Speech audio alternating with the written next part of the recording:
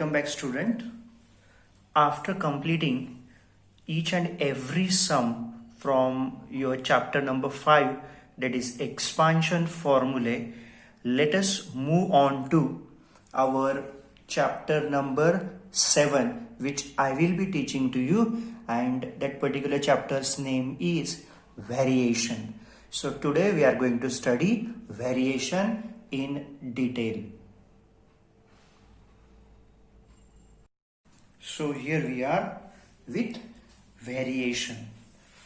Variation is of two types. First one, direct variation, and another one is inverse variation. So we will take both variations one by one. First of all, direct variation. So I'll explain it and then we'll solve exercise based on this particular variation. So if x and y are two quantities, तो यदि ये x और y ये दो quantities है, such that क्या दिया है देखो, such that x upon y is equal to constant.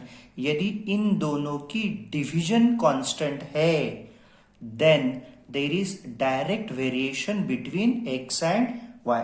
तो x और y में direct variation है ऐसा बोला जाता है. So in mathematics it can be written as, तो ये जो direct variation है ये इस प्रकार से लिख सकते हैं, x is directly proportional to y.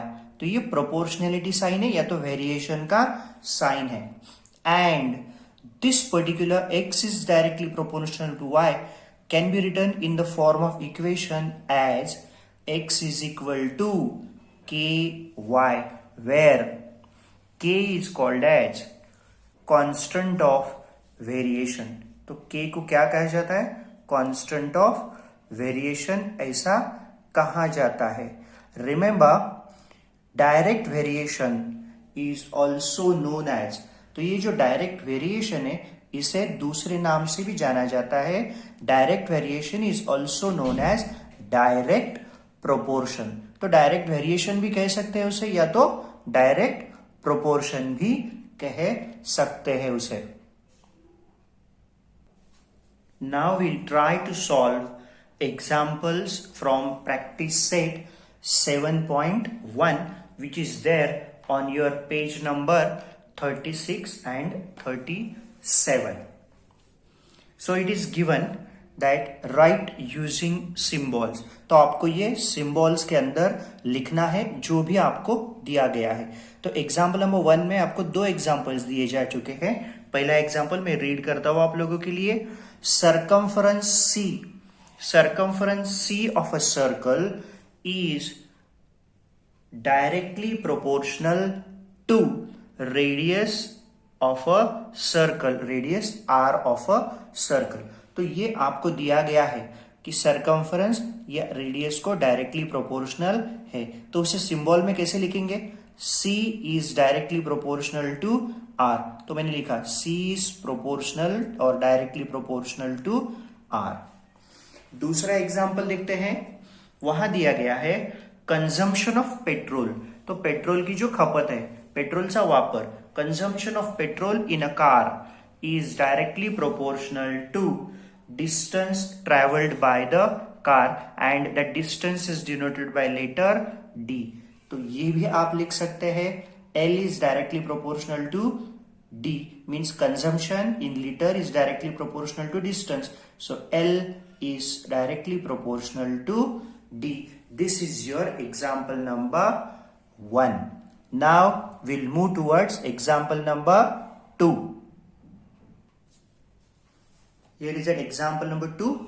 It is said that complete the following table considering the cost of apples and their numbers are in direct variation.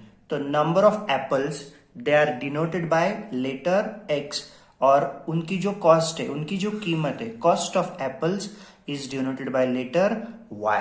Here some blanks are given, you have to complete it. 1, 2 and 3 blanks are given. और आप लोगों को ये तीनों blanks को complete करना है। तो यहां आपको जो दिया गया है वो ये वैल्यूज आपको दिए जा चुके हैं और आपको ये तीनों वैल्यूज को फाइंड आउट करना है।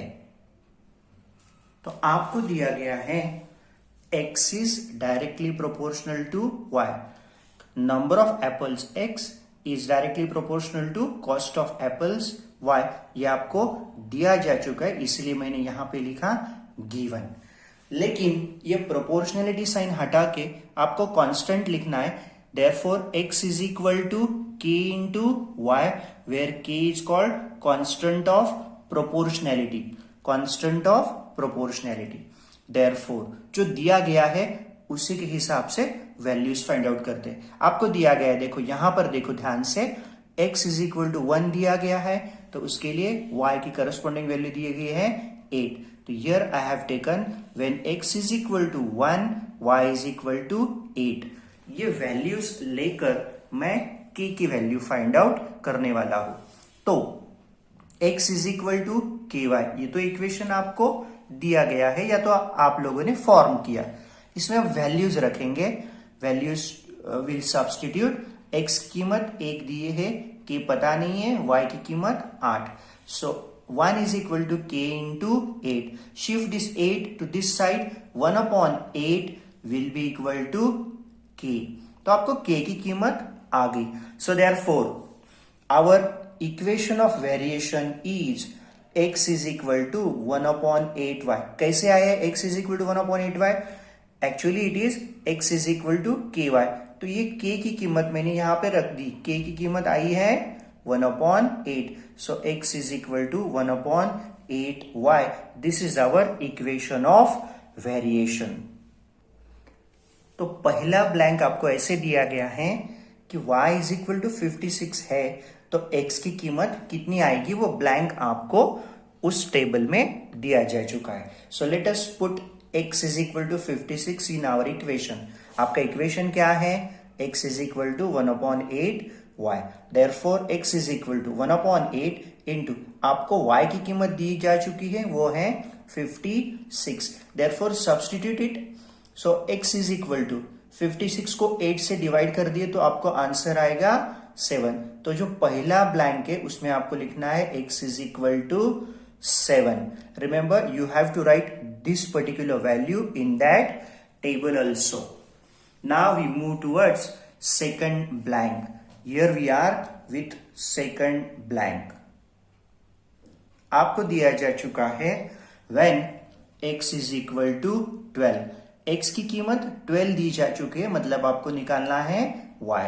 फिर से मैंने लिया x is equal to 1 upon 8y, substitute किया 12 is equal to 1 upon 8y, क्योंकि x की कीमत 12 दी है। तो y की कीमत कितनी आएगी? y is equal to 12 into 8, therefore y is equal to 96। तो सेकंड ब्लैंक आपका आ गया 96। y की कीमत आपकी आ चुकी है।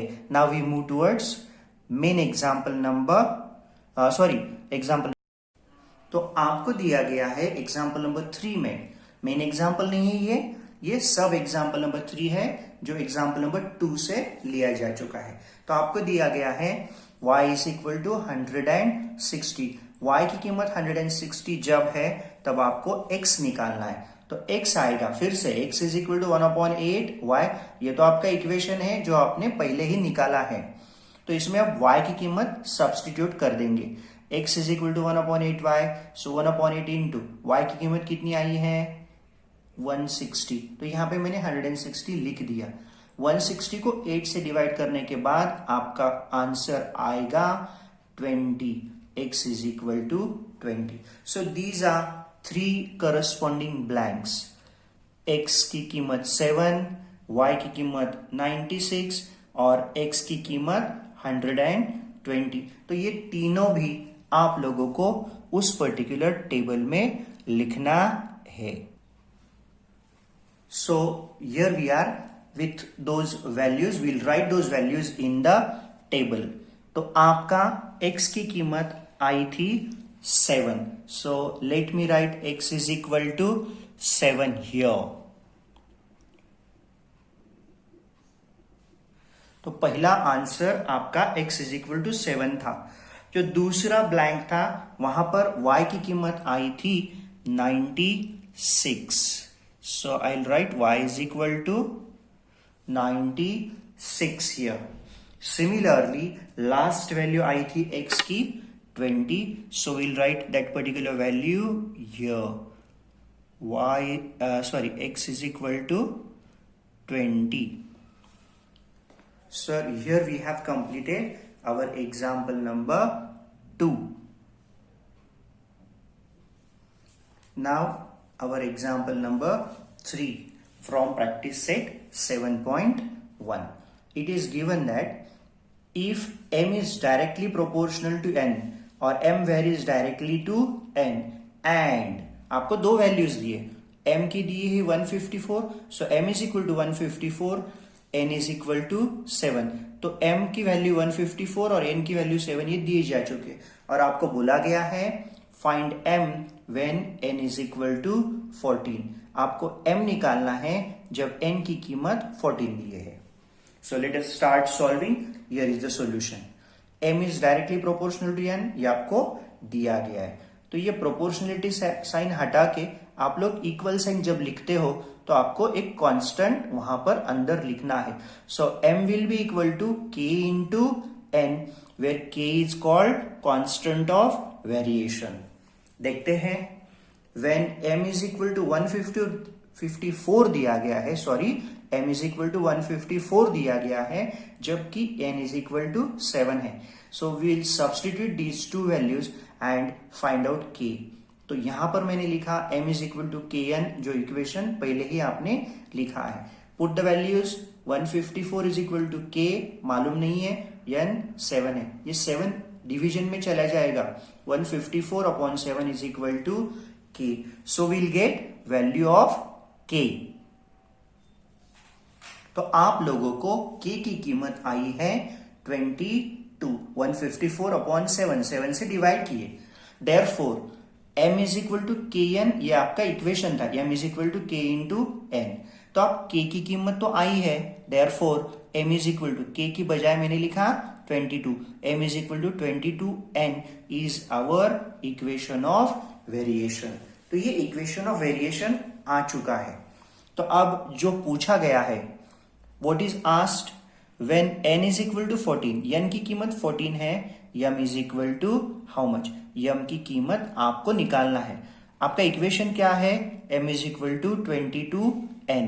तो यहां पर n की कीमत लिख देंगे, m is equal to 22, n की कीमत कितनी दी है 14, तो मैंने ये 14 यहां पे लिखा है। So m is equal to 22 into 14, multiplication किए इन दोनों का, आप लोग भी कीजिए।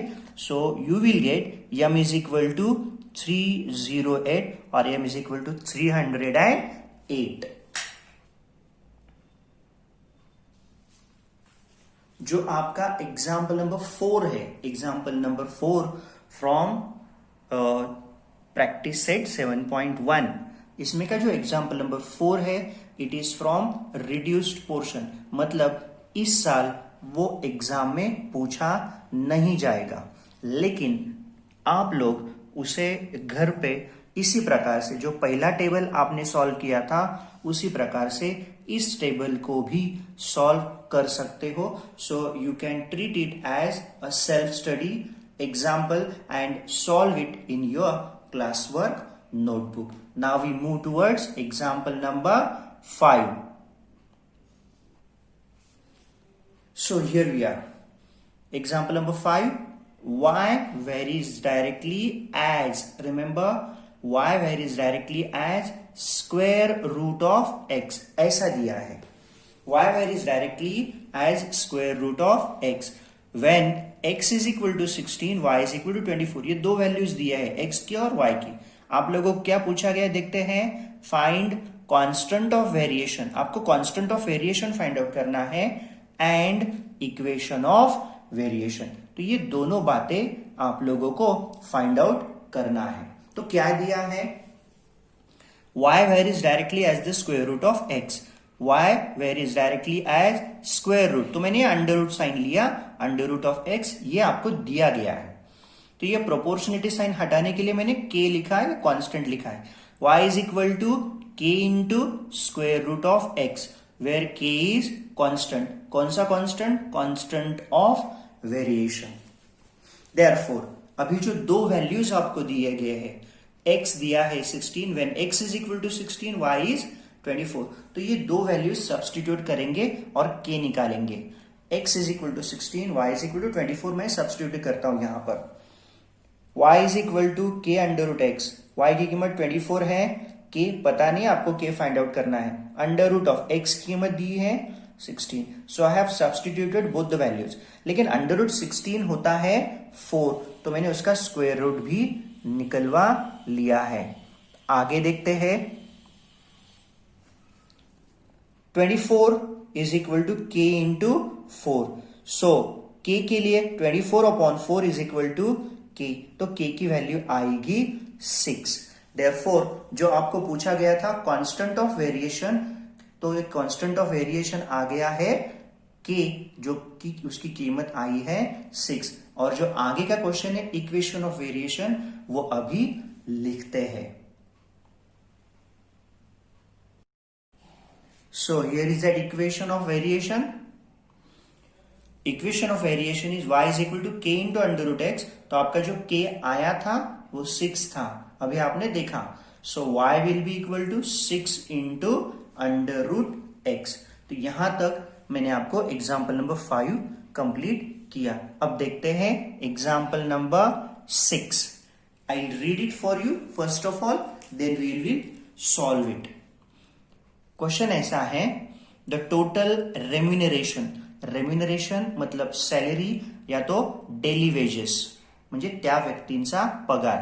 The total remuneration paid to labourers employed to harvest soybean. तो सोयाबीन काटने के लिए जो लेबरर्स एम्प्लॉय किए, लगाए, काम को लगाए, उनका remuneration is in direct variation with the number of labourers. Number of labourers से वो डायरेक्ट वेरिएशन में है. If the remuneration of 4 labourers, 4 labourers का रेम्युनरेशन, उनका डेली वेजेस, उनको दी जाने वाली salary, remuneration of 4 labourers is ₹1000. तो आपको बोला गया है find the remuneration paid to 17 labourers. तो 17 लेबरर्स के लिए कितना डेली वेजेस, कितना सैलरी उनको देना पड़ेगा. सो सपोज, समझो, remuneration is denoted bye x and number of labourers is denoted bye y. तो जैसे कि आप लोगों को एग्जाम्पल में दिया गया है, remuneration is directly proportional to number of laborers. That means x is directly proportional to y. ये आपको दिया गया है एग्जाम्पल में. Therefore ये proportionality साइन हटा दो. x will be equal to then k into y, where k is constant of variation. यहां पर आप लोगों को वो लिखना है. तो ऐसे दिया गया है, देखो कि when y is equal to 4, 4 labourers का जो सैलरी है, जो डेली वेजेस का है, वो 1000 है. So when x is equal to 1000, y is equal to 4, ये दिया गया है. Will put those values. x is equal to ky, दोनों वैल्यूज मैंने लिख दिए. देखो, x का लिखा 1000 और y का लिखा 4. So 1000 is equal to k into 4. 1000 upon 4 will be equal to k. तो k कितना आएगा? 1000 को 4 से डिवाइड किए तो k का कीमत आएगा 250. तो k की वैल्यू आप लोगों को आई है 250. तो आपका इक्वेशन जो होगा, equation of variation is x is equal to ky था, लेकिन अब तो k की वैल्यू आ चुकी है 250. So x will be equal to 250y. x is equal to 250y is our equation of variation. In this example आपको पूछा गया है कि बाबा 17 लेबरर्स का कितना पैसा होगा, कितनी उनकी सैलरी आपको देनी पड़ेगी. सो y इज इक्वल टू 17 जब है तो x की कीमत कितनी. सो आपका जो इक्वेशन है x is equal to 250y will substitute y की कीमत कितनी दी है आपको 17, तो यहां पर मैंने 17 वैल्यू रख दी है। Therefore x will be equal to 250 into y का कीमत आया है 17 जो आपको दिया जा चुका है। इनका मल्टीप्लीकेशन किए 250 इंटू 17 वो आया 4250, तो x की कीमत आई 4250। दैट मीन्स ये आपको कंप्लीट सेंटेंस में लिखना है, जैसे कि क्वेश्चन पूछा गया उसी प्रकार से आपका आंसर होना जरूरी है। रेम्यूनरेशन ऑफ 17 लेबरर्स, 17 लेबरर्स का पूरा पैसा, रेम्यूनरेशन ऑफ 17 लेबरर्स इज ₹4250। तो यहां पर आप लोगों ने एक्सरसाइज 7.1 कंप्लीटली देख लिया है। In next video will solve exercise 7.2।